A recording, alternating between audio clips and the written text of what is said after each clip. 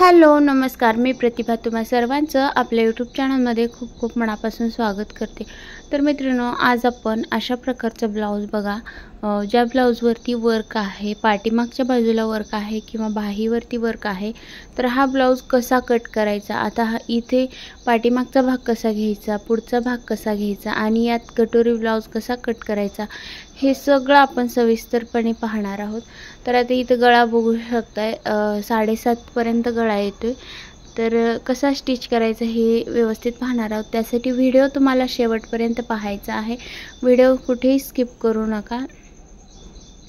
चला तर मग व्हिडिओला सुरुवात करूया। हा ब्लाऊज आहे कटोरी ब्लाऊज, 36 साइजचा ब्लाऊज आहे। तर यामध्ये मी तुम्हाला अस्तर सुद्धा कट करून दाखवणार आहे आणि त्याच्यानंतर आपण मेन फॅब्रिक कट करणार आहोत।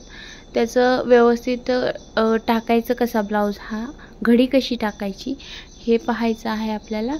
तर इथे बघू शकताय मी अस्तर घेतलेला आहे। तर अस्तर व्यवस्थित आपल्याला टाकून घ्यायचे, इस्त्री असेल तर इस्त्री करून घ्यायची। तर इथे मी इस्त्री केलेली नाही, थोडंसं गोळा झालेला दिसते। तर इथे बघू शकताय मी याच्यावरती लिहिलेलं आहे 36 साइजचा ब्लाऊज आहे। तर 36चा चौथा भाग येतो 9 इंच, 9 मध्ये 2 मिळवायचे आणि झाला 11 इंच। तर उंची आहे 13 इंच, त्याच्यामध्ये 1 मिळवलं प्लस केलं तर 14 इंचाची उंची इथे बघू शकताय, 14 इंच उंची घेतलेली आहे मी। त्याच्यानंतर शोल्डर घ्यायचे, संपूर्ण शोल्डर 5.5 इंच। मुंडा उंची घ्यायची आहे 5.25 इंच, 5.25 म्हणजे 5.5 ला पुढे 2 रेषा जास्त घ्यायच्या, 5.5 आणि पुढच्या 2 रेषा, 6 घ्यायचं नाही, 6 ला 2 रेषा कमी। त्याच्यानंतर पुढे 2 इंच मार्जिन घेतले आणि 1.5 इंचावर गोलाई दिलेली आहे। आता इथं पुढचा भाग घ्यायचा आहे। तर पूर्ण उंची आपली आहे 14, 14 मधून 2.5 इंच कमी केलं तर 11.5 येतं बघा। 11.5 वर मी इथं खून केली, त्याच्यानंतर गळ्याचं मार्किंग करून घेतले, वरती 2.5 इंच आणि खाली बघा 5.5 इंच गोल असा आकार दिलाय। मुंडा इथे सुद्धा 5.25 इंच घ्यायचा आहे आणि 11.5 वर मार्किंग केलं। पुढं इथं 9 इंच, 2 इंच मार्जिन आणि हे बघा 11 इंच आपलं खालचा भाग झालाय। तर 11 मधून अर्ध घेतलं, 5.5 इंचाची कटोरी, इथं 1.5 इंच, 1.5 इंचावरून 3 इंचावर कटोरीसाठी मी इथं मार्क केलाय। त्याच्यानंतर इथे 1 इंचावर गोलाई दिली आहे पुढच्या भागाची।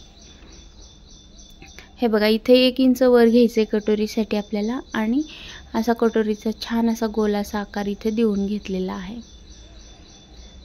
आता दरवेळी आपण सांगत असतो त्याचप्रमाणे आपलं हे कटोरीचं कटिंग आहे। तर बघू शकताय मी आता हे सगळं ब्लाऊज कट करून घेते, तोपर्यंत तुम्ही आपल्या चॅनलला सबस्क्राईब करायचं आहे। असे छान छान नवनवीन ब्लाऊजच्या रिलेटेड वेगवेगळे कंटेंट पाहायला मिळणार आहेत। त्यानंतर साडी रिव्ह्यूज आयडिया, साड्यांपासून वेगवेगळे छान छान असे ड्रेस आपण स्टिच करणार आहोत। या अगोदर खूप सारे ड्रेस आपण शिवलेले आहेत आणि इथून सुद्धा छान छान ड्रेस शिवणार आहोत। तर त्यासाठी आपल्या चॅनलला सबस्क्राईब करा, साईडचं बेल आयकॉनचं बटन ऑलवरती ठेवा। तर इथे बघू शकता आता आपण कटोरी आहे तर ती ॲज इट इज ड्रॉ करून घेतली। हुकाच्या बाजूला 2 इंच, वरती अर्धा इंच अशा प्रमाणात वाढवली आणि साईडने अर्धा इंचानं गोलाई वाढवलेली आहे। त्याच्यानंतर हे बघा नेहमीप्रमाणे आपण सरळ अशी रेषा मारून घ्यायची आहे। फोल्ड करून घेतला अर्धा आणि अर्धा करून 1.5 इंचाने वाढवून घेतली आहे बघा।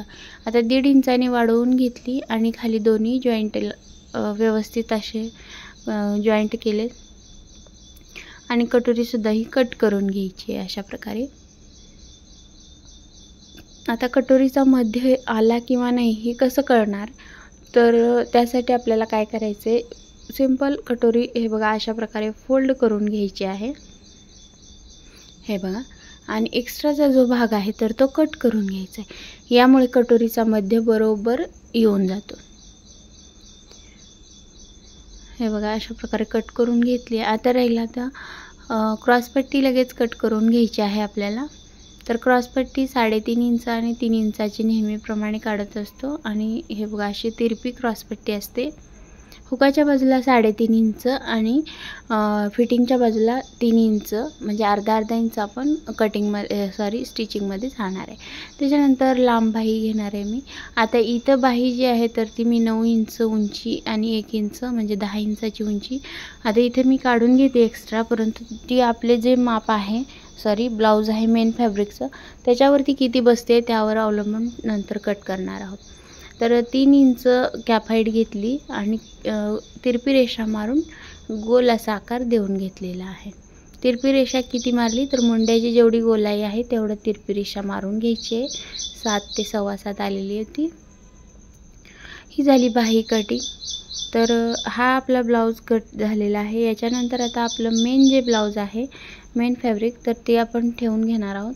तर मी नेहमी उलट्या बाजूने ब्लाउज कट करत असते, परंतु इथे हे डिझाइन दिसण्यासाठी आणि तुम्हाला दाखवण्यासाठी मी सुलट बाजूने टाकते, कारण उलट्या बाजूने जर कट केलं तर जे मार्किंग असतं आपलं तर ते आतल्या बाजूने जातं, पण ह्याच्यावर मी मार्किंग करणार नाही, डबलच कटिंग करणार आहे असंच। तरी इथे पाठीमागचा भाग टाकून घेतलेला आहे। आता पाठीमागचा भाग टाकून त्याच्यानंतर आपल्याला बाही कट करायची आहे। तर बाहीसाठी किती कापड उरतं आता बघा, बाहीसाठी एकदम कमी कापड म्हणजे आपली जी 9 बाही आहे तर त्यापेक्षा थोडीशी कमी होणार आहे।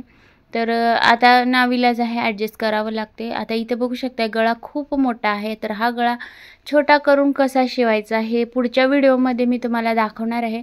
त्यासाठीच मी सांगते की आपल्या चॅनलला सबस्क्राईब करून ठेवा, कारण हा व्हिडिओ खूप मोठा होणार आहे।